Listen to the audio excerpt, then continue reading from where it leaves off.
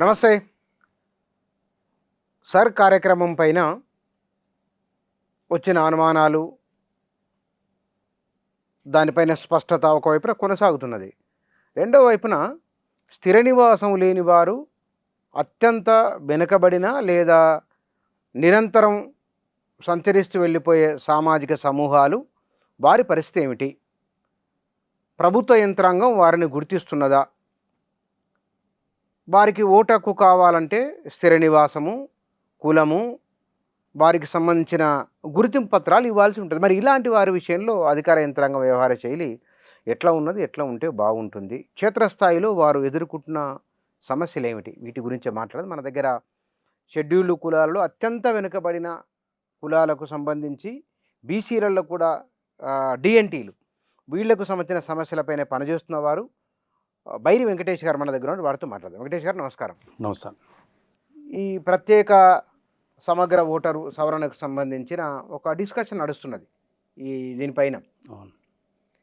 ఈ అత్యంత వెనుకబడిన కులాలు, సంచార జాతులుగా ఉన్నారు కదా, అసలు వాళ్ళకి ఎదురవుతున్న ప్రాక్టికల్ సమస్యలు ఏమిటి?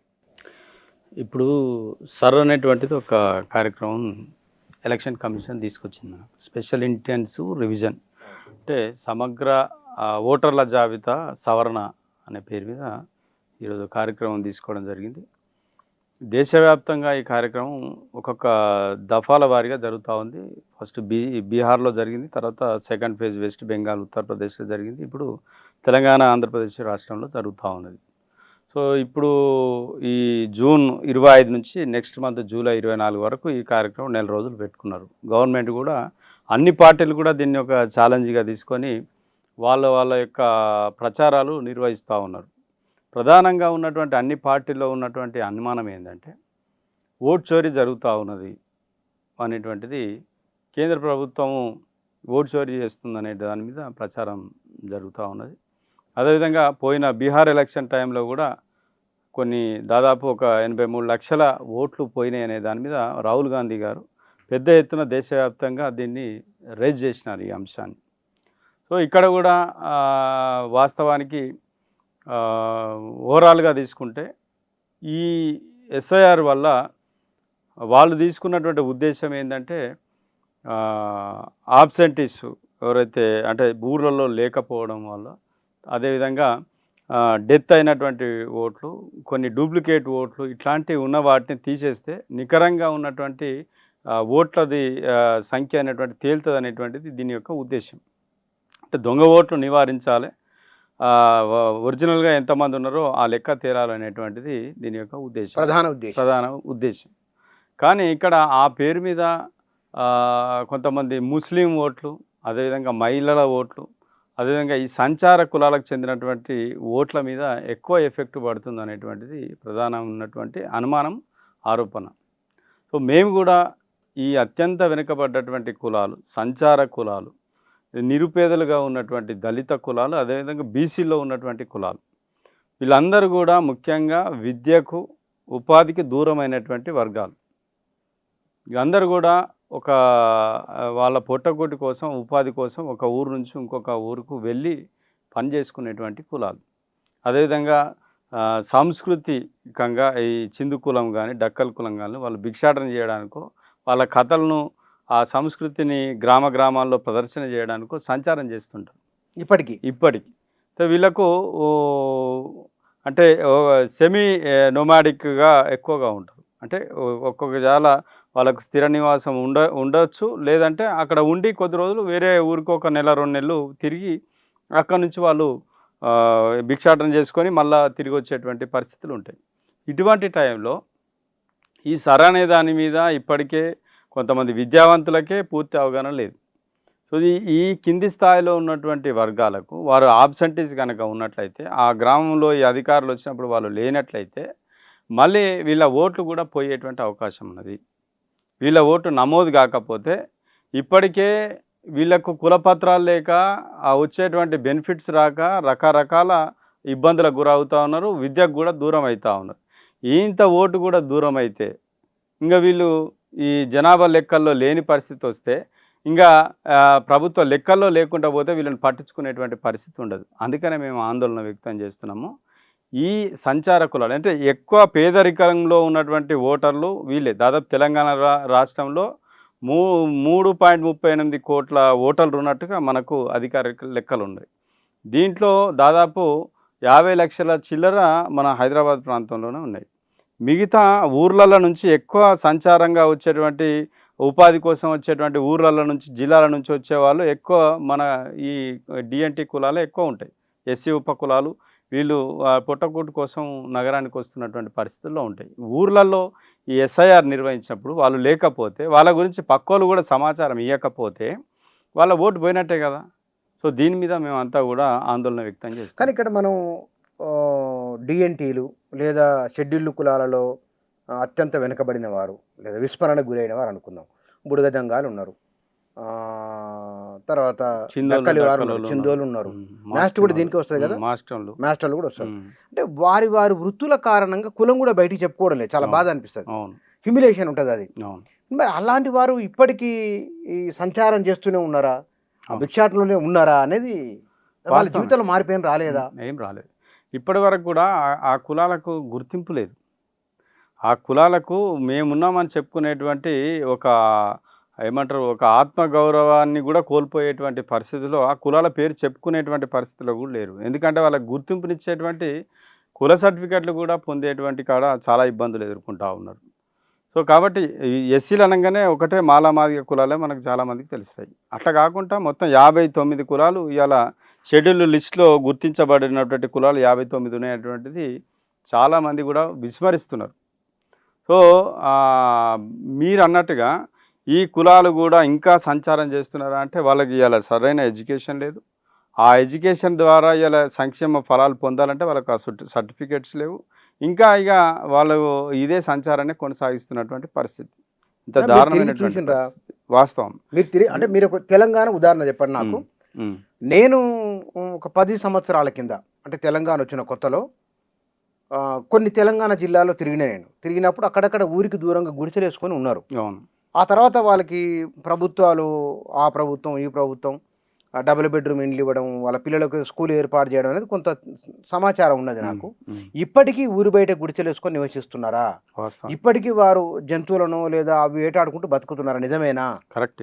మీరు జిల్లాల వారికి ఉదాహరణ ఇవ్వండి. మీరు ఒక్కొక్క జిల్లా తీసుకోండి. ఇప్పుడు ప్రతి జిల్లాల ఏ జిల్లాలో తీసుకున్నా కానీ ఇప్పుడు చిందోళ్ళు ఉన్నారు, మా జనగామ జిల్లాలో ఎక్కువ ఉంటారు, అదేవిధంగా కరీంనగర్ జిల్లాలో కానీ సిద్దిపేట జిల్లాలో కానీ ఈ ప్రాంతాల్లో చిందోళ్ళు ఉన్నారు.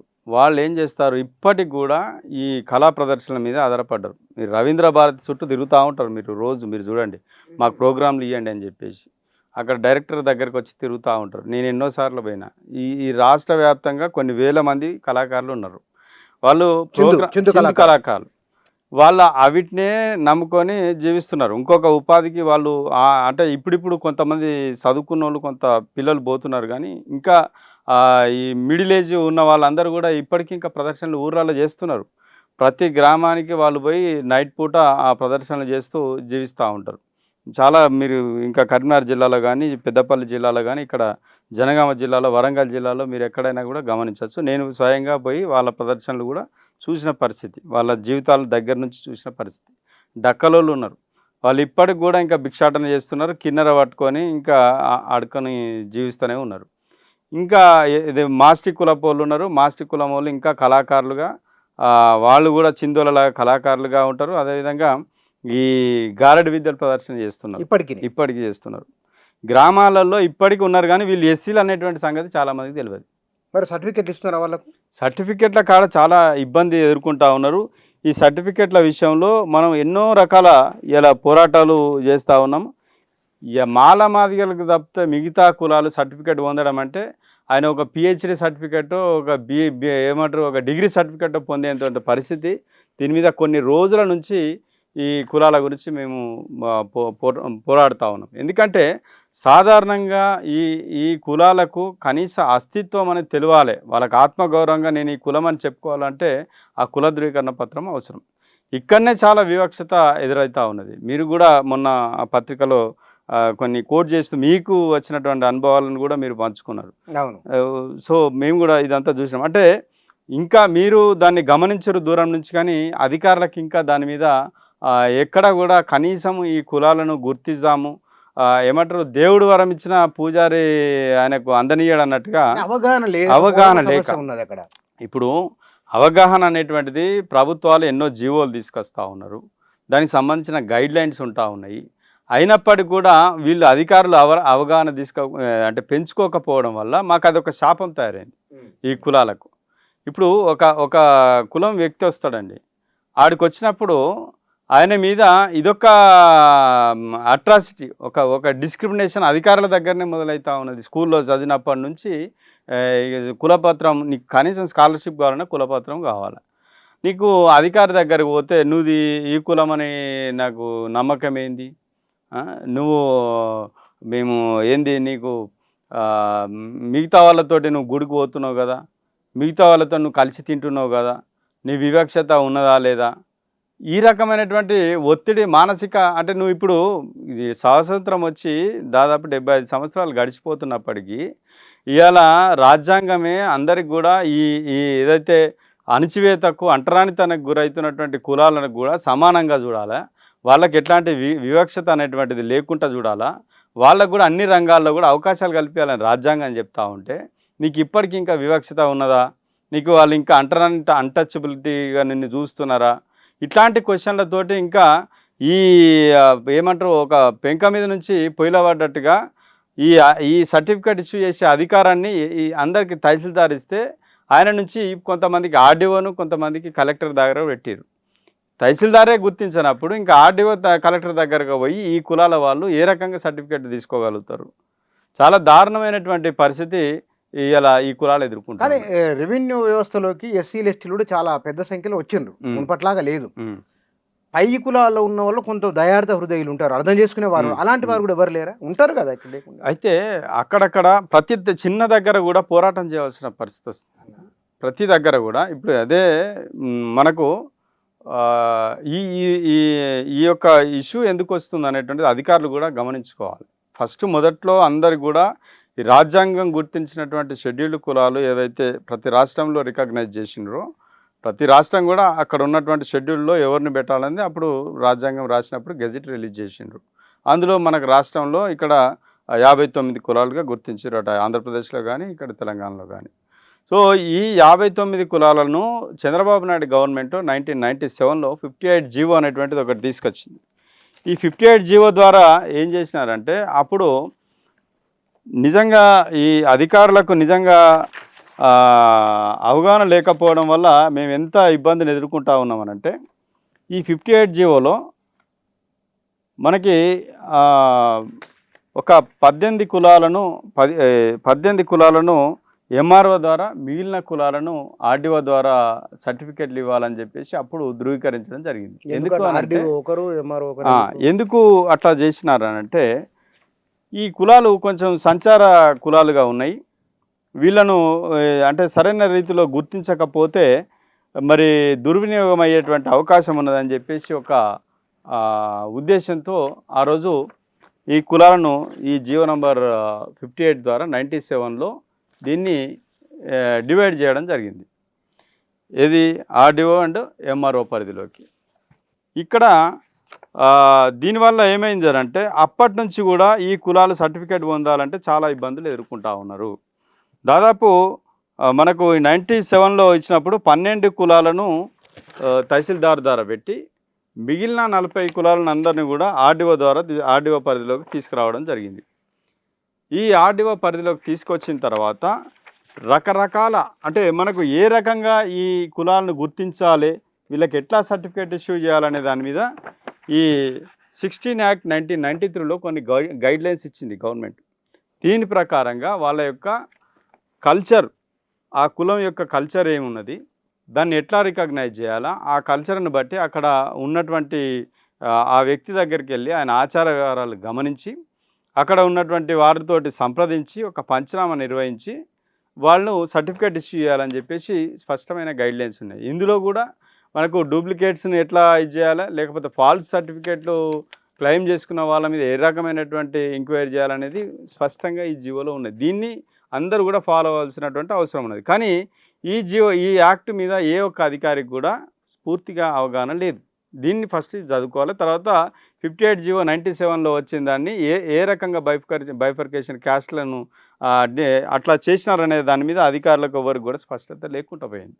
సో ఇక్కడ ఈ ఎంఆర్ఓ ద్వారా ఏదైతే ఆర్డీఓ ద్వారా ఇస్తున్నటువంటి సర్టిఫికేట్ ఏదైతే చేస్తూ ఉన్నారో అధికారులందరూ కూడా అది ఇంకా మాకు సంబంధం లేని విషయం. మాకు తెలిసినవి 2 కులాలు, మీరు కావాలంటే మాదిగా సర్టిఫికేట్ తీసుకోండి, అంతేగాని మీ కులం గురించి మాకు తెలియదు. మరి తెలియదు అన్నప్పుడు అధికారులు ఆయన దగ్గరికి పోయి మీ వృత్తి ఏంది నాయన, మీ యొక్క సాంప్రదాయాలు ఏ రకంగా ఫీల్డ్ విజిట్ చేయలేకుండా ఉన్నటువంటి పరిస్థితి. పోగానే డైరెక్ట్ రిజెక్ట్ అని అంటారు. ఎట్లా ఇది ఒక ఆర్ఐ స్థాయిలో ఎంఆర్ఓ స్థాయిలో వీళ్ళు రిజెక్ట్ చేస్తే దాన్ని మళ్ళా ఛాలెంజ్ చేయడానికి కోట్ల చుట్టూ తిరగాల్సిన పరిస్థితి. ఇప్పుడు దీంట్లో ఒక డక్కలి వారు తీసుకున్నాం, ఒక చిందు వారు తీసుకున్నాం, మనం బుడగజంగం తీసుకున్నాం. బేడా బుడగజంగం కూడా ఎస్సీలే కదా? పేడ బుడగ జంగం కూడా ఎస్సీలే కదా? ఎస్సీలే. దీంట్లో కూడా అంటే ఇక్కడ కొన్ని ఇంత ఆర్డీఓ ద్వారా ఎంఆర్ఓ ద్వారా ఇస్తున్నప్పటికీ కూడా ఇందులో కూడా కొన్ని కులాలలో ఏమంటారు తప్పుడు పత్రాలు పొందినటువంటి పరిస్థితిలో ఉన్నారు. మాకు కూడా కొంత కంప్లైంట్స్ రావడం జరిగింది బేడబుడ్గా జంగం విషయంలో. ఎక్కువగా అంటే ఫాల్స్ సర్టిఫికేట్ క్లెయిమ్ చేసినట్టుగా కొంత మాకు సమాచారం ఉన్నది, కంప్లైంట్స్ కూడా రావడం జరిగింది.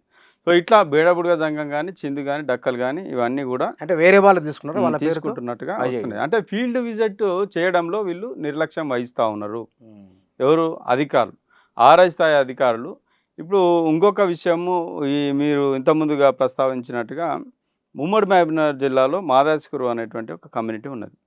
ఆ కమ్యూనిటీని గెజిట్లో గుర్తించినారు, షెడ్యూల్ లిస్ట్లో గుర్తించినారు. వాళ్ళు ఎంత సఫర్ అవుతున్నారంటే ఇప్పుడు అక్కడ వాళ్ళు అడ్మిషన్స్ తీసుకోవాలంటే కూడా పిల్లలందరూ కూడా ఇలా విద్యకు కూడా దూరం అయ్యేటువంటి పరిస్థితిలో వాళ్ళు. వాళ్ళ దాంట్లో వాళ్ళు మరి మిగతా షెడ్యూల్ కులాలతో వివాహ సంబంధాలు ఉన్నాయా? మిగతా షెడ్యూల్ కులాలతోటి ఉండయండి. ఇక్కడ మనకు ఏదైతే కేటగరైజేషన్ లిస్ట్లో మొన్న ఇచ్చినటువంటి ఎస్సీ కేటగరైజేషన్ లిస్ట్ మొన్న 2025లో మనకు వర్గీకరణ చేసినారు. ప్రతి కులాన్ని ఇలా గెజెట్లో గుర్తించడం జరిగింది. గ్రూప్ 1లో గుర్తించిండ్రు. గ్రూప్ 1లో 15 కులాలు, అదేవిధంగా గ్రూప్ 2లో 18 కులాలు, గ్రూప్ 3లో మనకు 26 కులాలు ఉన్నాయి. 26 కులాలలో కూడా ఈ మాదాస్కురు కులం అనేటువంటిది ఉంటుంది. గ్రూప్ 3లో గెజెట్ గుర్తించింది. జనాభా లెక్కల్లో మరి కేసీఆర్ నిర్వహించిన సర్వేలో వాళ్ళు దాదాపు 2 విషయాలు చెప్పండి. ఇప్పుడు 2011 జనాభా లెక్క ఎంత ఘోరం అంటే మొన్న ఒక కంప్లైంట్ నేను చూసిన, ఆర్డీఓ గారు ఒక లెటర్ రాయడం జరిగింది. కావాలని ఎంటబడి వాళ్ళని నాడ వివక్షత చూపిస్తూ ఉన్నారు. మాదాస్కురు అనేటువంటి మేము మాదాస్కురులం నాయన అంటే మీరు కాదు అని చెప్పేసి వాళ్ళను మీరు కురువలు అని చెప్పేసి సర్టిఫై చేస్తూ ఉన్నారు. కురువా అని అంటే ఈ కురువా అనే కులము బీసీలో ఉన్నదంటే బీసీలో కూడా లేదు, కానీ బీసీ కురువా అని ఇస్తున్నారు వాళ్ళకి. కురుమా ఉంటుంది, కురుబా ఉంటుంది బీసీలలో. కురుబా కర్ణాటక కురుబా ఉంటుంది. మీరు కురువా కాకుండా కురువా అని చెప్పేసి ఇస్తూ ఉంటారు. జనరల్గా మనకు ముదిరాజులు లేదంటే ఇది పద్మశాలీలు అన్నాక చాలోళ్ళు అని అంటాం. జనరల్గా మనం పద్మశాలీలు అని చెప్పే కాడ షార్ట్ కట్లో చాలోళ్ళు అంటాం. మాదాస్కురు అనేటువంటి పూర్తి పదం పిలవకుండా వాళ్ళు కురువలు అని అంటారు. కురువా. అయితే వీళ్ళ కల్చరు అండ్ యాదవుల కల్చర్ వేరే ఉంటుంది. Okay, different. గొల్లకుర్మ అంటారు కదా, గొల్లకుర్మ అంటారు. గొల్లకుర్మలకు వీళ్ళకి సంబంధం లేదు. వీళ్ళ కురుమలు వేరు, ఈ కురువా వేరు. సో మాదాస్కురు లిస్ట్ ఉన్నది. రెండోది 2011 లిస్టులో ఇది జనాభా లెక్కల్లో వీళ్ళ జనాభా చూపించడం జరిగింది. దాదాపు 3000 చిల్లర జనాభా వాళ్ళు చూపించడం జరిగింది కురువాకు సంబంధించి. తర్వాత మొన్న చేసినటువంటి కులగణన సర్వేలో 53,000 జనాభా ఉన్నది వీళ్ళది ఆ నియోజకవర్గంలో. ఆ జిల్లాలో ఉమ్మడి మహబూబ్నగర్ జిల్లాలో 53,000 ఉన్నది. కేసీఆర్ చేసినటువంటి సర్వేలో కూడా 52,000 చిల్లర అక్కడ వచ్చింది. ఇక్కడ ఆర్డీఓ ఏం చేస్తాడు, 2011 జనాభా లెక్క లోపల 253 మంది ఉన్నారు మొత్తం మాదాస్ కురువలు. వాళ్ళు కూడా ఏపీలో ఉన్నారు, తెలంగాణలో లేరు అని రాస్తాడు. మరి 2011 లెక్కల్లోనే మరి 3,000 జనాభా చూపించినప్పుడు కనీసం అధికారులు ఒక రికార్డ్ అన్న వెరిఫై చేసుకోవాలి కదా. వీళ్ళు ఏది చేయకుండా ఉట్టిగా వాళ్ళ జీవితాలను వాళ్ళ తలరాతను వీళ్ళే రాసి పాడేసి ఇలా తప్పుడు రిపోర్ట్లు ఇస్తూ ఉంటే వీళ్ళు కోట్ల చుట్టూ తిరగాల్సినటువంటి పరిస్థితి వచ్చింది. ఇలా మేము అసలు బీసీలమా, ఎస్సీలమా, ఓసీలమా, మరి ఏదనేటువంటిది ఒక డిక్లేర్ చేయండి అని చెప్పేసి వాళ్ళు ఇవాళ రోడ్డు మీదకి ఎక్కి మేము కనీసం మేము ఇవాళ చావాలన్నా బతకాలన్నా కనీసం మేము ఇవాళ కనీసము ఈ భారత పౌరులుగా కూడా గుర్తించలేనటువంటి పరిస్థితి. మాకు కనీసం అది కాకపోతే ఈడబ్ల్యూఎస్ అన్న పెట్టండి మమ్మల్ని. మరి బీసీలలో పెట్టాలంటే మరి మా కులమే బీసీ కానప్పుడు మరి ఈ మేము డైరెక్షన్లో వాళ్ళు ఊరుకోరు కదా. మరి ఇప్పుడు చెప్తున్నాం. ఇప్పుడు వాళ్ళ ఉంటే ఇటన్నో అటో తేల్చాను వాళ్ళ సంత కులమే మాది ఈ కులము, మా వృత్తి ఆచార వ్యవహారాలు ఇవి అని చెప్పంగా కూడా మీరు ఇది కాదు అని వాళ్ళు డిక్లేర్ చేస్తూ ఉంటే మీరు వేరే ఎంక్వైరీ చేయండి, ఫీల్డ్ విజిట్ చేయండి. వాళ్ళకు ఉన్నటువంటి ఏదైతే ఎథ్నోగ్రాఫిక్ వాళ్ళ యొక్క కల్చర్ రిపోర్ట్ ఏదైనా ఉందో అది తెప్పించుకొని మీరు చూడండి. అట్లా కానీ మీరు లేరు అని చెప్పేసి ఏ కులపోలు అయినా కానీ రకరకాల ఇబ్బందులు పెట్టడం, ఏది గజిటెడ్ సంతకాలు తెమ్మనడం, లేకపోతే ఎంప్లాయీ షూరిటీలు పెట్టమనడం, ఇది ఒక చాలా రకమైనటువంటి ఒక డిస్క్రిమినేషన్ అధికారుల నుంచి చట్టబద్ధమైన వివక్ష అవుతుంది. వివక్షం అయితే కానీ ఇక్కడ మరి ఎన్నికలు 2002, 2003 ఎన్నికలు కూడా ఈసారి చూస్తున్నారు. మీరు చెప్తున్న ఈ కురువలు ఆ ఓటర్ లిస్టులో నమోదై ఉన్నారు. ఎన్ని ఓట్లు అందరూ కూడా వేస్తూ ఉన్నారు. దాదాపు 50,000 చిల్లర ఉన్నారు వాళ్ళు. పాపులేషన్ 50,000 ఉంటే ఓట్లు 50,000 ఉంటాయి. అంటే నీకు 1,00,000 మీద వాస్తవానికి వాళ్ళ పాపులేషన్ ఉన్నది అక్కడ. 1,00,000 మీద పాపులేషన్ ఉన్నది. కానీ రికార్డుకు వీళ్ళందరినీ కూడా ప్రతి దగ్గర కూడా మొన్న సెన్సెస్ తీసుకునేటప్పుడు కూడా అధికారులందరూ కూడా వీళ్ళని సెన్సెస్లో మెన్షన్ చేయకండి అని చెప్పిండ్రు. అదేమిటి అట్లా వాళ్ళు ఓవరాల్గా చెప్తున్నారు. మాకు ఇవి మీ కురువ కమ్యూనిటీని మేము సెన్సెస్లో ఎంటర్ చేయమని చెప్తా ఉన్నట్టు. ఎట్లా మరి అదే మరి ఇప్పుడు ఈ దేశంలో వాళ్ళ పరిస్థితి ఏమిటి మరి? అదే చాలా ఆందోళన. రేషన్ కార్డులు ఉన్నాయి, వాళ్ళకు రేషన్ కార్డులు ఉన్నాయి, ఓట్లు కూడా ఉన్నాయి. మరి ఓట్లు ఉన్నప్పుడు ఇప్పుడు రేషన్ కార్డు ఉంటుంది, ఓటు హక్కు ఉంటుంది, మరి సెన్సెస్ లేకపోవడం రెండోది. నీకు ఓటు ఉన్నది అన్ని ఉన్న తర్వాత నీకు ఓట్లు వేయించుకోవడానికి మాత్రం వీళ్ళని వాడుకుంటున్నావు, కానీ వీళ్ళకు కులపత్రాలు ఇవ్వడానికి మీకు వచ్చిన ఇబ్బంది ఏంది? ఇప్పుడు ఉదాహరణకు డక్కలి వారు ఉన్నారు, అందులో ఇంటర్మీడియట్ డిగ్రీ చేసిన అమ్మాయిలు అబ్బాయిలు ఉన్నారా? ఉంటే ఎంతమంది ఉన్నారు? చాలా తక్కువ, ఒక 100-200 వరకు, అంతకు మించి ఎక్కువ. ఈ 75-77 ఏళ్ల కాలంలో చాలా అమ్మాయిలు ఉన్నారు, చదువుకున్న వాళ్ళు ఉన్నారు, కొద్ది మంది, చాలా మంది. అందరు కూడా ఇళ్లలో కూలి పనులు చేసుకోవడం, అడ్డా కూలీలుగా ఉండడం, వీళ్ళనే ఎక్కువ చూస్తున్నాం. ఏళ్ల మీద లెక్క పెట్టచ్చు. వాళ్ళ దాంట్లో కొంత కూడా ఆర్థికంగా అభివృద్ధి చెందిన వాళ్ళు లేరు. ఆర్థికం ఎక్కడ చిన్న వ్యాపారాలు కూడా చేసి ఏదో సంతలలో వ్యాపారాలు చేసుకోవడం, ఇట్లాంటి చిన్న చిన్న సంచార వృత్తులు చేసుకోవడం. వీళ్ళకి వృత్తి లేదు కదా, వీళ్ళ వృత్తి కిన్నెర వాయించడం, భిక్షాటనే. కానీ ఇప్పుడు కూడా భిక్షాటన కొంత మారింది. కులం పేరు చెప్పుకోలేరు, దొమ్మరం ఉన్నది, ఇంకా ఘోరం, ఇంకా వాళ్ళ పేరు చెప్తేనే వివక్షత. ఇంకా అట్లాంటి వాళ్ళు ఏం చేయాలనో చెప్పక ఒక సెల్ఫ్ రెస్పెక్ట్ను ఒక ఎస్సీలు అయి ఉండి కూడా ఇలా ఎస్సీలతో కూడా అణచివేతకు గురవుతున్నారు ఈ కులాలు. ఎట్లా? ఇప్పుడు చాలా జాగాలో నేను చూస్తా ఉన్నా, కొన్ని కమ్యూనిటీస్ మాస్టి కులములు ఉన్నారు. ఓకే. మా సిద్దిపేట జిల్లాలో బెజ్జంకి మండలంలో గాగిలపూర్ అన్న విలేజ్ ఉంటుంది, రోడ్కే ఉంటుంది. అక్కడ మొన్న రీసెంట్గా ఒక సంఘటన జరిగింది. అంతకుముందు కూడా ఒకసారి జరిగింది. అక్కడ మాదిగలు ఎల్లమ్మని పెట్టుకుంటారు. అక్కడ ఆ మాదిగలు పెట్టుకునే ఎల్లమ్మ కాడికి మాస్టీలను రానియరు. ఎందుకు? వివక్షత. తప్పు కదా అది. అదే జరుగుతుంది. అది వీళ్ళు కూడా మీరు మాకంటే చిన్న కులం వాళ్ళు, మీరు మా ఎల్లమ్మ దగ్గరికి రావద్దు, మీ బోనాలు తీయద్దు అని చెప్పేసి అడ్డుకున్నారు అక్కడ గుడికి రాని. మరి చదువుకున్న వాళ్ళు లేరా వాళ్ళ దాంట్లో చెప్పేవాళ్ళు? అది ఎక్కడ? ఇప్పుడు మనము ఎస్సీలందరం కూడా అగ్రకులాలతోటి వివక్షతను ఎదుర్కొంటున్నాం అని చెప్పేసి మనం ఇలా అన్టచబిలిటీ మీరు ఈ విషయం ఎవరు తీసుకెళ్ళి అక్కడ పోలీస్ స్టేషన్లో కూడా వాళ్ళు అక్కడికి పోవడం జరిగింది. నేను కూడా అక్కడికి విజిట్ చేసిన. ఏమన్నారు? సో వాళ్ళందరూ కూడా కూర్చుండబెట్టి మాట్లాడితే మీ గుడి మీకు గట్టిస్తాం అనేటువంటి పరిస్థితికి వచ్చింది. మీ గుడి మీకు గట్టియడం ఏంటంటే, దేవుడు అందరికి దేవుడు అయినప్పుడు ఇలా మాలల ఒక గుడి, మాదిగోళ్ళకు ఒక ఎల్లమ్మ, మాస్టినోళ్ళకు ఒక ఎల్లమ్మ, ఇది చాలా దారుణమైనటువంటి పరిస్థితి. అంటే అంతటా అట్లా ఉందా? అక్కడక్కడ ఉన్నాయి. ఇంకా నేను మహబూబ్ నగర్లో మనం అనుకుంటున్నాం గ్రౌండ్ లెవెల్లో చాలా ఇబ్బందులు ఎదుర్కొంటున్నారు బుచ్చన్న. మహబూబ్ నగర్ డిస్టిక్లో ఒక మీటింగ్ పెడదామని నేను వెళ్తే ఇక్కడ భూత్పూర్ అనే విలేజ్లో మండల కేంద్రం కదా, మండల కేంద్రం రోడ్కే ఉంటుంది, హైవే రోడ్కే హైవే ఊరు మీదనే మధ్య నుంచి ఉంటుంది. పోతుంది. అక్కడ ఒక వైష్ణవ ఆలయం ఉంటుంది ఒకటి, అక్కడ మాలదాసర్లు అని ఉంటుంది. అక్కడ మాలదాసర్లు వాళ్ళకి సంబంధించిన కమ్యూనిటీ హాల్ ఉంటుంది గుడికి ఆనుకొని. అందులో మనం మీటింగ్ పెట్టుకుంటాం, జనరల్గా అందరూ పెట్టుకుంటారు కమ్యూనిటీ హాలు. మనం పెట్టుకుందామంటే మీరు ఎవర్రా, మీరు దాసరోళ్ళు, మీరు మా దాంట్లకు మాలమగలు పెట్టుకునేటువంటి హాల్లో మీకేడ పెట్టుకుంటారా అనేటువంటి ఒక రకమైనటువంటి మా వివక్షతతోటి అక్కడి నుంచి ఆ వ్యక్తులను పంపించినటువంటి పరిస్థితి. ఇట్లా చాలా జాగాల్లో కూడా దళితులే ఇంకా దళిత కులాలను ముందుకు రానియలేనటువంటి పరిస్థితిలో ఉన్నారు ఇలా.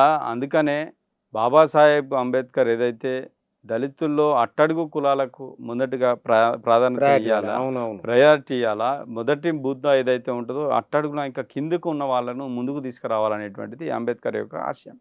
కానీ ఇక్కడ మనం ఎంతమంది మీ దళిత సంఘాలుగా మనము ఆశయాలు చెప్పొచ్చు కదా.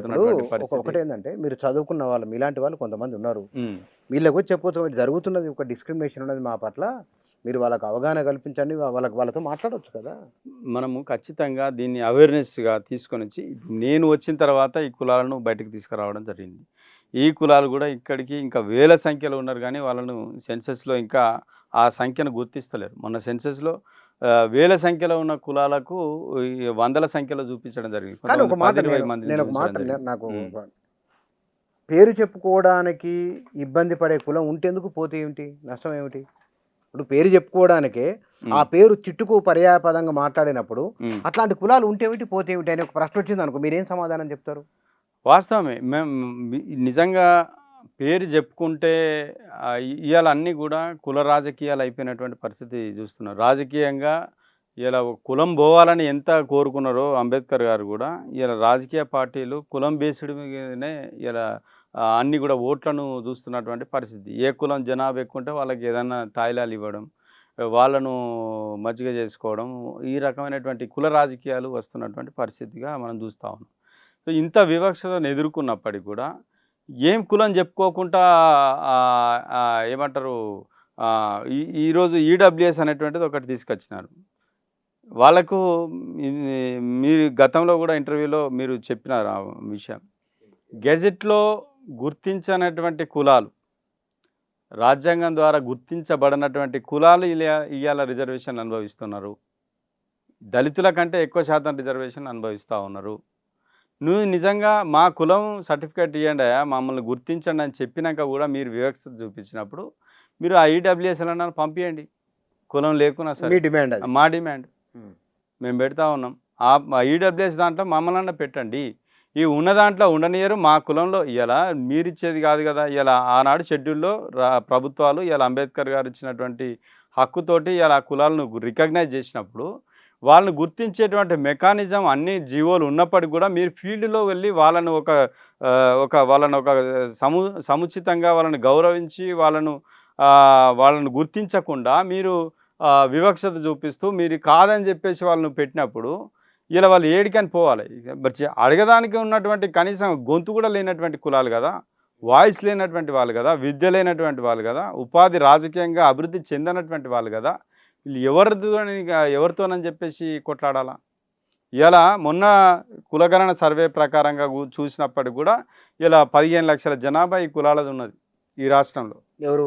ఈ 57 కులాలకు సంబంధించి, సబ్ కాస్ట్కి సంబంధించి. సబ్ కాస్ట్ కూడా అనద్దు మనం, అన్నీ కూడా కాస్ట్, బ్యాక్వర్డ్గా ఉన్నటువంటి కాస్ట్, జనాభా తక్కువ ఉన్నటువంటి కాస్ట్ కావచ్చు. కానీ అన్నీ కూడా ఎవరి కమ్యూనిటీ ఎవరి కాస్ట్ సీరియల్ నెంబర్ గెజెట్లో వాళ్ళకు ఉంటుంది. కానీ సబ్ కాస్ట్లుగా ముద్ర చేయబడ్డాం. సరే ఏ పేరుతో పిలిచినా కానీ ఇలా వెనుకబడ్డటువంటి ఈ కులాలను ముందుకు తీసుకురావడానికి ఇలా కేటగరైజేషన్ కూడా మన ఎస్సీ కేటగరైజేషన్ చేసిండ్రు. దాంట్లో మోస్ట్ బ్యాక్వర్డ్ అని చెప్పేసి 15 కులాలను పెట్టిండ్రు. గ్రూప్ 1లో 15 కులాలు పెట్టిరు. ఆ 15 కులాల గురించే చెప్తారు. కానీ స్కావెంజర్ పని చేసేటువంటి కులాలను, దొంబర కులాలను తీసుకొచ్చేమో గ్రూప్ 2లో పెడతారు. రెల్లి కులాలను వాళ్ళు కూడా స్కావెంజర్ పని చేసే వాళ్ళని తీసుకొచ్చేమో గ్రూప్ 3లో పెడతారు. వాళ్ళు గ్రూప్ 1లో ఉండాలి కదా. ఉండాలి. ఈ కులాలన్నీ కూడా 57 కులాలు వాళ్ళందరూ కూడా 18 కులాలను గ్రూప్ 2లో పెట్టిండ్రు, 25 కులాలను గ్రూప్ 3లో పెట్టిండ్రు. వాళ్ళను కూడా మాలమాదిగ కింద కలిపేసి మీరు వాళ్ళతో సమానం అని చెప్పిండ్రు. మీరు నిజంగా చెప్తున్నా, మాదిగలే మాలలతో కొట్లాడలేనప్పుడు ఈ చిన్న కులాలు కొట్లాడగలుగుతాయా? అదొక ఇక దాన్ని మళ్ళీ డిస్కషన్ అదొక అంశం. ఇక్కడ మీరు ఓటు హక్కు విషయంలో మీరు ఇన్ని సమస్యలు చెప్తున్నారు కదా, ఉమ్. మరి ఇన్ని ఈ ఈ 10-15 లక్షల మంది ఎన్నికల జాబితాలో ఉన్నారా ఇంతకుముందు? ఇప్పుడు ఉన్నారు. ఇప్పుడు Yes. ఇప్పుడు వాళ్ళ పరిస్థితి ఏమిటి? ఇప్పుడు వీళ్ళందరికీ కూడా ఓటు హక్కు ఉన్నది. ఉమ్. ఓటు హక్కు ఓటు హక్కు ఉంటే వాళ్ళకి సగం సమస్య పరిష్కారం అయినట్లే కదా. ఓటు హక్కు ఉన్నప్పటికీ కూడా మేజర్గా మనం ఈ ఈ దీంట్లో డిస్కస్ చేస్తున్నటువంటి విధంగా ఈ కులాలు ఎక్కువగా సంచార కులాలుగా ఉన్నాయి. ఉమ్. మనకి ఇప్పుడున్నటువంటి మేజర్ ప్రాబ్లం ఏంటంటే సంచార కులాలుగా ఉన్నాయి కాబట్టి ఒకవేళ ఓట్లు పోయే అవకాశం ఉన్నది. వీళ్లకు పూర్తి అవగాహన కల్పించవలసినటువంటి అవసరం ఉన్నది ఈ విషయంలో. ఇలా రాజకీయ పార్టీలు వాళ్ళ పార్టీ కార్యకర్తలతోటి అన్ని రకాలుగా వాళ్ళు ప్రచారాలు చేస్తూ ఉన్నారు. కానీ గ్రామ స్థాయిలో ఈ సంచార కులాలను బేస్గా చేసుకొని వాళ్ళ మీద ఎక్కువ ప్రచారం చేయాలి. తర్వాత మొబైల్ క్యాంప్స్ పెట్టాలి. వాళ్ళు ఎక్కడైతే టౌన్ ఏరియాల్లోకి వెళ్ళి అక్కడ వాళ్ళు చేసుకుంటూ ఉంటారు, భిక్షాటన కానీ చిన్న చిన్న వ్యాపారాలు వృత్తులు చేసుకుంటూ ఉన్నారు, అక్కడ కూడా మొబైల్ క్యాంప్స్ కూడా పెట్టి అక్కడి నుంచి కూడా వీళ్ళను నమోదు చేసుకునేటువంటి పరిస్థితి తీసుకురావాలి. గవర్నమెంట్ ఆ రకంగా ఎలక్షన్ కమిషన్ స్పెషల్ కేర్ తీసుకొని ఈ కులాల మీద ఫోకస్ చేయాలి. ఎందుకంటే ఈ కులాల ఓట్లు పోయేటువంటి అవకాశం ఉంది. మీరు ఒక మాట అన్నారు ప్రారంభంలోనే, కొంతమంది ఓట్లు పోతున్నాయనే ఆందోళన ఉన్నది అన్నారు కదా. ఈ వీళ్ళు ఏమన్నా ఇంత ముందుకు ఏమన్నా జరిగింది? ఓట్లు తీసేసారా? ఎవరు తీసేయలేగా. తీసేనప్పటికి కూడా ఇప్పుడు ఆ పరిస్థితి ఉన్నది. ఇప్పుడు వాళ్ళకి ఇచ్చినటువంటి నిబంధనల్లో వాళ్లకు ఒక ఫామ్స్ ఇచ్చి అక్కడ ఆబ్సెంట్ అని ఉన్నట్టయితే వాళ్ళు లేరు అనేటువంటిది గుర్తించాలని చెప్పేసి వాళ్ళకి ఇచ్చినటువంటి గైడ్లైన్స్లో చూపించారు. లేకపోతే డెత్ అయినరు, ఇప్పుడు చిన్నగా మనోళ్ళంతా గుడిసెలు వేసుకొని ఉంటుంటారు, లేదంటే అదేంది ఎన్నో కిరాయికుంటూ ఉంటారు చిన్న చిన్న ఇళ్ళల్లో. వాళ్ళు ఒకవేళ ఒక 3 నెలలో 2 నెలలో వేరే గ్రామానికో లేకపోతే పక్కకున్న టౌన్కో వ్యాపారం చేసుకోవడానికి పోతే వాళ్ళ గురించి చెప్పేవాళ్ళు ఉండరు అక్కడ ఆ గ్రామాలలో. సో కాబట్టి ఇంకా గ్రామ స్థాయిలో లేదా ఈ సంతలలో ఎక్కడైతే మార్కెటింగ్ జరుగుతూ ఉంటుందో అక్కడ కూడా దీన్ని మొబైల్ క్యాంపెయినింగ్ ఎక్కువ చేయాలి. వీళ్ళను ఖచ్చితంగా గుర్తించాలి. సో దీనివల్ల ఎక్కువగా మీరు ఏదైతే డెత్ కేసెస్ ఏవైతే ఉన్నాయో, డూప్లికేట్స్ ఏవైతే ఉన్నాయో వాటి తీసేయండి. బట్ ఉన్న ఓట్లు కూడా తీసేసినట్లయితే రేపు ఈ మాత్రం ఇప్పుడు ప్రశ్నించే గొంతు కూడా ఉండదు ఈ కులాలకు. సో డిఎన్టీలకు ఎక్కువగా ఈ ఉపకులాలకు ఎక్కువగా ఎఫెక్ట్ అయ్యేటువంటి అవకాశం. కానీ ఉదాహరణకు మనకు గంగేద్దుల వారు ఉన్నారు, మొండిబండ వారు ఉన్నారు, తర్వాత అయ్యల వారు, చాలా రకాల వారు ఉన్నారు కదా. వీళ్ళకు ఓటక్కు ఉన్నదా? ఎందుకంటే సంచారం చేస్తుంటారు కదా, వీళ్ళకి స్థిర నివాసము, రేషన్ కార్డు, ఓటక్కు, పిల్లలకు హాస్టల్లో చదివే ఉన్నాయా సౌకర్యాలు? ఇక్కడ మీరు అన్నట్టుగా చాలా మనం బయట అందరికీ బాగా ఉన్నదని చెప్పేసి చెప్పుకుంటా ఉన్నాం. కానీ మీరు అన్నట్టుగా ఇంకా ఓట్లు లేనటువంటి వాళ్ళు కూడా ఉన్నారు. వాళ్ళకు కూడా ఇంకొక మనం ఇక్కడ అవగాహన కల్పించవలసింది ఏంటంటే ఇప్పటికి కూడా ఓటు లేనటువంటి వాళ్ళను నమోదు చేయాలి, కొత్తగా నమోదు చేయాలి వీళ్ళని. ఇంకా ఇప్పుడు గంగెద్దు పట్టుకొని ఆయన ఎన్నో పోతాడు, లేదా ఈయన మాదాసుగురుకు సంబంధించిన వాళ్ళు గొర్రెను పట్టుకొని 6 నెలలు పోతారు మొత్తం. వాళ్ళ వృత్తి గొర్రెల పెంపకం. వాళ్ళు గొర్రెలను కాసేవాళ్ళు, గొర్రెల ఓనర్లు కాదు వాళ్ళు, గొర్రెలు జీతగాళ్ళు వీళ్ళు. ఇప్పుడు గొర్రెలు వాళ్ళు ఒక యాదవ్ అయిన గొర్రెలు కొని ఇలా కప్ప చెప్తే ఈయన ఒక 6 నెలలు ఏడమవుతుంటే ఆడికి పట్టుకొని ఆ గొర్రె పిల్లలను వేసుకొని, కాపర్లు మాత్రమే వాళ్ళు వేసుకొని పోతూ ఉంటారు, ఇల్లుకు దూరం అయిపోతారు, ఎన్నో అడవుల్లో పండుకొని వస్తుంటారు. ఆయనకు ఓటున్నదా ఎట్లా తెలుస్తుంది, ఆయన ఎటు పోయిండు, భార్య పిల్లలతో సహా వలస వెళ్తారు వాళ్ళు, భార్య పిల్లలను వదిలేసి వెళ్తుంటారు. వదిలేసి వాళ్ళు వెళ్ళి ఇప్పుడన్నా కొంచెం ఫోన్లు వచ్చినాయని ఒకప్పుడు వాడు వస్తేనే లెక్క, లేకపోతే వాడు ఏడున్నాడు కూడా తెలియనటువంటి పరిస్థితి. సో ఇట్లాంటి వాళ్ళ విషయంలో ఈ వల్ల కనీసం ఓటు హక్కు కూడా పోయేటువంటి అవకాశం ఉన్నది. 2 మేజర్ ప్రాబ్లమ్స్, ఓటును కాపాడుకోవాల్సిన బాధ్యత ఈ కులాల మీద మా మీద ఉన్నది. రెండోది వీళ్ళందరికీ కూడా కులపత్రాలు అందించవలసినటువంటి బాధ్యత ప్రభుత్వం మీద ఉన్నది. ప్రభుత్వ అధికారులు ముఖ్యంగా నేను ఈ వేదిక ద్వారా ఎంఆర్ఓలకు, ఆర్డీఓలకు, ఆర్ఐలకు, రెవెన్యూ డిపార్ట్మెంట్కి విజ్ఞప్తి చేస్తున్నాం. మీరు నిజంగా ఈ కులాలను బతికించేటువంటి ప్రయత్నం చేయండి. ఈ కులాల మీద అవగాహన తీసుకొచ్చుకోండి. మొన్ననే రాష్ట్ర ప్రభుత్వము కేటగరైజేషన్ మీద గెజెట్ రిలీజ్ చేసింది. కులాలను 1, 2, 3 కేటగిరీలు చేసింది. ఇప్పటి వరకు కూడా చాలా మండలాల్లో కుల సర్టిఫికెట్లు ఇస్తలేరు. ఇప్పుడు పాతవి తీసుకున్నారు సార్, పాతవి తీసుకున్న తర్వాత ఆ ప్లేస్లో ఈ వర్గీకరణ ప్రకారంగా సర్టిఫికెట్ ఇవ్వమంటే మళ్ళా నెలల కమాన వాళ్ళు తింపుకుంటా ఉన్నారు. దీనివల్ల ఇప్పుడు చాలామంది రెసిడెన్షియల్ స్కూల్స్లో అడ్మిషన్స్ ఆగిపోయినాయి. ఇంకా మాకు ఏ రిపోర్ట్ రాలేదని కొంతమంది ఎంఆర్ఓలు ఇస్తారు, కొంతమంది ఇస్తలేరు. చాలా రకాల మాత్రము ఇబ్బందులు పెడతా ఉన్నారు. సో ఈ పరిస్థితి మారాలంటే మీరు ఆర్ఐలు కానీ ఏదైతే ఎంఆర్ఓలు ఉన్నారో తహసీల్దారులు మీరందరూ కూడా ఖచ్చితంగా వీళ్ళ మీద అవగాహన పెంచుకోండి. మా కమిటీ కూడా మా ఎస్సీ 57 కులాలకు సంబంధించినటువంటి కమిటీ సభ్యులు కూడా మీ దగ్గరకు వస్తారు. కావాలంటే దానికి సంబంధించిన పూర్తి సమాచారం ఇస్తారు. మీరు 1993లో ఇచ్చినటువంటి 16 యాక్ట్ ఏది ఉందో దాని మీద అవగాహన పెంచుకోండి. జియో 58 ప్రకారంగా వాళ్ళకి ఎవరికి సర్టిఫికేట్లు వస్తే వాళ్ళకు ఎంక్వైరీ చేసి ఇవ్వండి. బోగస్ సర్టిఫికేట్ ఇవ్వద్దు, ఎంక్వైరీ చేసేయండి. బోగస్ ఏమన్నా ఉంటే కూడా వాటిని తొలగించేటువంటి ప్రయత్నం చేయండి. ప్రభుత్వానికి మేము ఇవాళ మా గౌరవ మంత్రి గారు వెల్ఫేర్ మినిస్టర్గా ఉన్నారు, మా అడ్లూరు లక్ష్మణ్ గారు, వారి దృష్టికి ఈ సమస్యను తీసుకుపోయినాం. గత ఏడాది నుంచి వారి వెంటబడతా ఉన్నాం. వారు కూడా స్పందించి దాన్ని అధికారులకు రాసిండ్రు. కానీ ఇంకా ఇప్పటికీ కూడా జీవో, ఎందుకంటే ఫాలోఅప్ జీవోలు గతంలో ఆర్డీఓ నుంచి ఎంఆర్ఓకి తీసుకొచ్చినట్టు జీవో 84 గతంలో 2008లో ఇవ్వడం జరిగింది. కొన్ని ఒక 6 కులాలను ఇందులోకి తీసుకురావడం జరిగింది. 97లో ఇచ్చినటువంటి జీవో 58 అప్పుడు కూడా ఒక 10 కులాలను ఎంఆర్ఓ పరిధిలోకి తీసుకురావడం జరిగింది.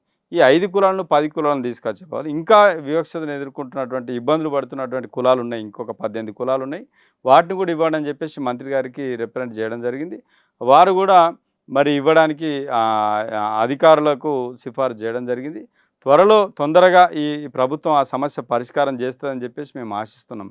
ఎందుకంటే ఇప్పటికి కూడా ఈ పని మీదనే రోజు సెక్రటేరియట్కు తిరగడము, మంత్రి గారి చుట్టూ తిరగడము, రోజు అదే పనిగా పెట్టుకున్నటువంటి పరిస్థితి. వాళ్ళు అనుకుంటే ఒక గంటలో చేయాల్సిన పని, దీనికి ఏం బడ్జెట్ ఖర్చు అయ్యేది లేదు. ఇంకో కొత్తగా ఏది జీవోలు తీసుకురావాల్సిన ఉన్న జీవోలను ఫాలోఅప్ జీవో తీసుకు సరిపోతుంది. దీనివల్ల లక్షల మంది ఇబ్బందులు పడుతూ ఉన్నారు. వాళ్ళ యొక్క సెన్సెస్లో కూడా ఈ సర్టిఫికెట్లు లేక సెన్సెస్ రేషియో కూడా పెరుగుతలేదు. ఓకే. సో ఇవన్నీ కూడా ఒకదానికొకటి లింకప్ మాకు సమస్యలు ఉన్నాయి. కాబట్టి తహసీల్దార్ ద్వారా ఇస్తే ఏంటంటే ఆ ఉన్న పరిధిలో ఆ అధికారి ఉంటాడు, ఆయనకు తెలుస్తుంది ఏది ఎవరు ఏ కులం ఏం కథ అనేది తెలుస్తుంది. వాళ్ళు ఎవరితోటన్నా ఎంక్వైరీ చేసి తీసుకోవాలి. ఆర్డీఓ పరిధిలో అంటే ఆయన చేతులు ఎత్తేస్తాడు. ఆయనకు ఉండేటువంటి జ్యూరిస్డిక్షన్లో ఉండేటువంటి బాధ్యతలు ఎక్కువ ఉంటాయి, ఆయన చేయలేడు. ఇవన్నీ ఇప్పుడు 160 కులాలు ఉన్నటువంటి బీసీ కులాలకు లేని ఇబ్బంది ఈ 59 కులాలు ఉన్నటువంటి ఎస్సీలకు ఎందుకు? నువ్వు 160 కులాలకు ఇస్తున్నావు కదా, తహసీల్దార్ ఇస్తున్నావు కదా, వాళ్ళకు కూడా రిజర్వేషన్లు ఉన్నాయి కదా. మరి దీనికే ఇన్ని పెట్టవలసినటువంటి అవసరం ఏమున్నది? ఇంకొక విషయం మీ ద్వారా ఏదైతే ప్రభుత్వ ఉద్యోగులుగా రెవెన్యూ డిపార్ట్మెంట్లో ఉన్నటువంటి మాదిగ సోదర అధికారులకు కూడా నేను తెలియజేస్తా ఉన్నా, మీరు కూడా వివక్షత చూపించకండి. మీరు మాదిగలు అయితేనే సర్టిఫికేట్ ఇస్తాము, మిగతా కులాలకు మేము ఇవ్వమని చెప్పేసి మాదిగ అధికారులు కూడా అక్కడక్కడ ఇబ్బందులు పెడుతున్నటువంటి పరిస్థితి ఉన్నది. సాటి దళితులుగా మీరు కూడా అవగాహన పెంచుకోండి. ఇప్పటి వరకు కూడా అధికారులకు 59 కులాలు ఉన్నాయన్నటువంటి విషయం తెలియదు. కలెక్టర్లకు అవగాహన లేదు, మంత్రులకు అవగాహన లేదు. మరి వీళ్ళంతా ఎటుపోవాలి? మీకు అవగాహన లేకపోతే వీళ్ళు మరి జనాభా లెక్కల లేకుండా, లేకపోతే వీళ్ళు ఇక మరి చనిపోవాలనా, లేకపోతే వీళ్ళని అధికారులే చంపేస్తారా? ఇది అలా తెలుసుకోవాల్సినటువంటి పరిస్థితి ఉన్నది. ఇక్కడ అంటే ప్రభుత్వానికి నిర్దిష్టంగా 1-2 ప్రత్యామ్నాయాలు మీరు ఏమైనా చెప్తారా? నిర్దిష్టంగా చెప్పండి. నిర్దిష్టంగా ఈ 57 కులాల ప్రధానమైనటువంటి సమస్య సర్టిఫికెట్లు ఎంఆర్ఓ ద్వారా ఇవ్వండి. రెండోది, వాళ్ళకి ఎక్కడ కూడా ఇబ్బందులు లేకుండా అధికారులకు స్పష్టమైన గైడ్లైన్స్ ఇవ్వండి. రైట్ అండి. రెండోది, ఇంకొక విషయం, వీళ్లకు సంబంధించినటువంటి ఉపాధి దక్కాలంటే సపరేట్ కార్పొరేషన్ ఏర్పాటు చేయాలి. గవర్నమెంట్ కూడా మొన్న ఇచ్చినటువంటి మేనిఫెస్టోలో హామీ ఇచ్చినారు, 57 కులాలకు ఒక కార్పొరేషన్ ఇస్తాం, తర్వాత మాదిగలకు ఇస్తామని చెప్పినారు, నిధులు కేటాయిస్తామన్నారు. అంటే ఉపాధి మీద బతికే వాళ్ళకేమో కార్పొరేషన్ ద్వారా లబ్ధి చేకూరాలి, ఈ విద్యలో తర్వాత అన్ని రకాల బెనిఫిట్ పొందాలంటే కుల ధృవీకరణ పత్రం ఇవ్వాలి. ఈ 2 ప్రధానమైన సమస్యలు ప్రభుత్వం తీర్చాలని మేము డిమాండ్ చేస్తాం. రైట్ అండి, థ్యాంక్ యూ. ఇందులో సమస్య ఎక్కడికి వచ్చినా కులము ఉండకూడదు, కులం వలనే ఇన్ని అనర్థాలు ఉన్నాయనే అంశం ఒకవైపు ఉన్నది. అనివార్యంగా మరి ఏమనాలో దీన్ని కానీ మరి కులాధారంగానే జీవన భృతి, జీవనోపాధి, రిజర్వేషన్ వాటి కోసం వెతుక్కోవాల్సి వస్తున్నది. మరి ఈ కులాన్ని ఎవరి ద్వారా ఎట్లా వచ్చిందో ఇది ఒక విష వలయంలాగా కొన్ని లక్షల మంది, కొన్ని కోట్ల మంది జీవితాలు నిరర్ధనం ఇది ఒక వారి ఉనికి లేకుండా చేస్తున్నది, వారికి గౌరవప్రదమైన జీవితం లేకుండా చేస్తున్నది. మరి దీనికి పరిష్కారం ఏ రూపంలో ఎట్లా దొరుకుతుందో మరి ఇప్పటికైతే మనం చెప్పలేము. కానీ వారు ఎదుర్కొంటున్న, వారికి ఎదురవుతున్న, ఇవాళ అనుభవిస్తున్న ఈ పరిస్థితి నుంచి, ఈ పరిస్థితి నివారించవలసిన, దీని నుంచి బయటేయాల్సిన బాధ్యత ప్రభుత్వం పైనే ఉన్నది. ఎందుకంటే కార్యక్రమం జరుగుతున్నది కాబట్టి ఓటు హక్కు ఉన్న వారికే, ఓటేసే వారికే అనివార్యంగా విలువ ఉంటున్నది. ఓటు కోసమే నిజంగానే పట్టణాల్లో ఉన్నవారు ఊర్లో ఓటు ఉండాలని బలంగా కోరుకుంటున్నారు. ఓటు ఉంటేనే గౌరవం ఉంటుందనే భావన చాలా బలంగా ఉన్నది కాబట్టి వారికి ఓటు హక్కు ఉండాలి. ఒక మనిషి, ఒక ఓటు, ఒక విలువ. ఇది అత్యంత ప్రజాస్వామికమైన అంశాన్ని, విలువను ప్రతిపాదిస్తున్నది భారత రాజ్యాంగం కాబట్టి వారికి విలువ ఉండాలంటే, వారికి సమాన హోదా ఉండాలంటే వారి ఓటు హక్కు ఉండాలి. వారి ఓట్లు జారిపోకుండా, గల్లంతు కాకుండా అధికార యంత్రాంగం చర్యలు తీసుకుంటారని కోరుకుందాం. Thank you.